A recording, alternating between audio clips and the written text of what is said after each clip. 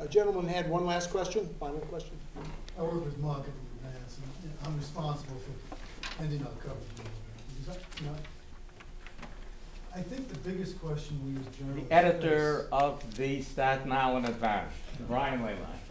I think the question that we as journalists face is really determine why this 3 minimum increase there exists. And the reason, one of the reasons why I ended the coverage, our person resigned, and it's economic. And we need to determine where my people are going to make the biggest impact. And for a local newspaper, and I'm sure this is repeated around the state, the biggest impact for me right now is keeping my people home because of this 3 men in the room. You know, and the examples are endless. I can take you back to the late 80s, early 90s with secession right in this community. Now, people scoffed about secession around the state, but it was a real thing. And people took it very seriously. A ton of money was expended on it. My newspaper put enormous resources into it, and the public voted on it. They voted they wanted to pursue secession, and it was killed by Shelley Silver because he wouldn't let it out of committee. Now, we as a newspaper put tremendous resources and had no impact. I think this thing, I think when you brought it up, this camera, the red light camera, that is a travesty. That you cannot put a red light camera anywhere in this community right now. People are dying at intersections. So I think I'm trying to take my resources and operate from my home community and cover Albany that way, and I could use that person to do something else. But if we could get together as journalists around this state and form some kind of a committee or a panel to find out how we can crack this. There was a public school on Staten Island that was doing something wrong. I won't get into the details.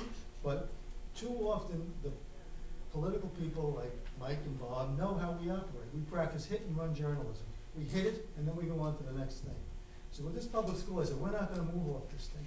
And I don't care whether every 10 days I have to repeat a story from 10 days ago. I want something in the paper every day. And we did that. We didn't have to repeat anything. But we broke this problem. And that's what you got to do. You got to stay on it, and on it, and on it. And too often reporters practice hit and run journalism.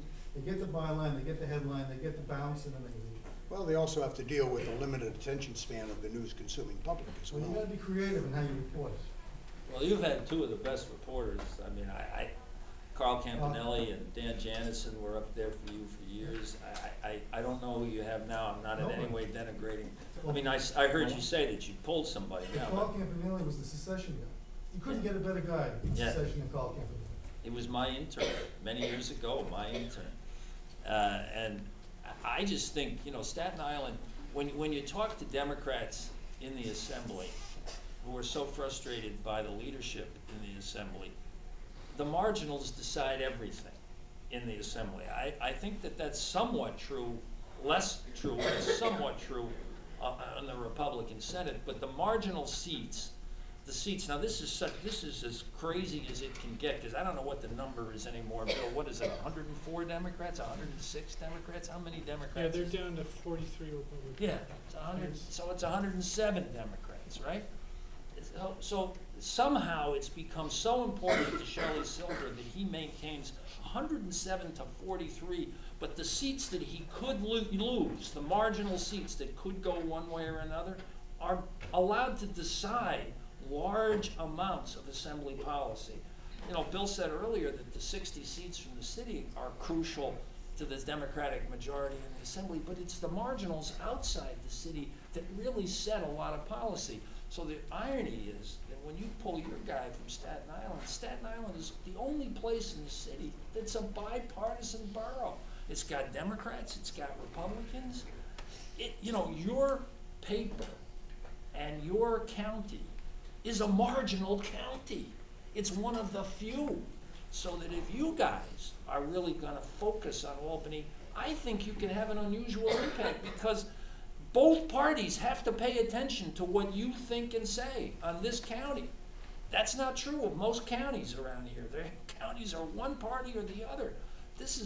And so your paper, it seems to me, has the potential and probably the reality in some ways of having disproportionate impact on what happens in Albany, because this borough is such fertile territory for both parties. On that note of importance of Richmond County, we will end. And thank you all very much. It's a pleasure to